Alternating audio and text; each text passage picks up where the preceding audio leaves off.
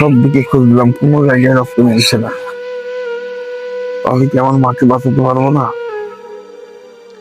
দেখি আর একটু ঘুরে আসি, কি অবস্থা দেখি, দেখি কোথায় পাওয়া যায়।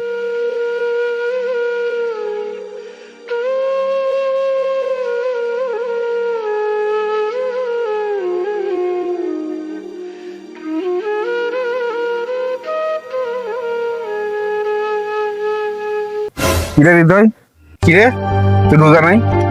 না, আজকে আমি রোজা নাই। 11 মাস তো খাসি, এই একটা মাস রোজা করবি, আল্লাহর কালাম পড়বি, তা না করে তুই এরকম পানি খেয়ে বেড়াচ্ছিস। আজ থেকে তোর সাথে আমার কোনো সম্পর্ক নাই। যা, তুই তোর মতন চলে যা, আমি আমার মতন চলে গেলাম।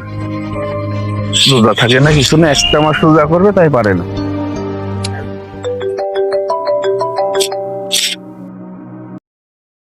হ্যালো ভাই, কোথায়? হ্যালো, না এখন আমি রক্ত করতে পারিনি। আমি দেখছি যত তাড়াতাড়ি পারি রক্ত নিয়ে আসি।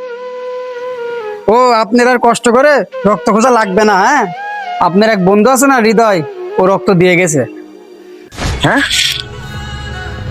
কি বললি? এই হৃদয়, এই দাঁড়া দাঁড়া,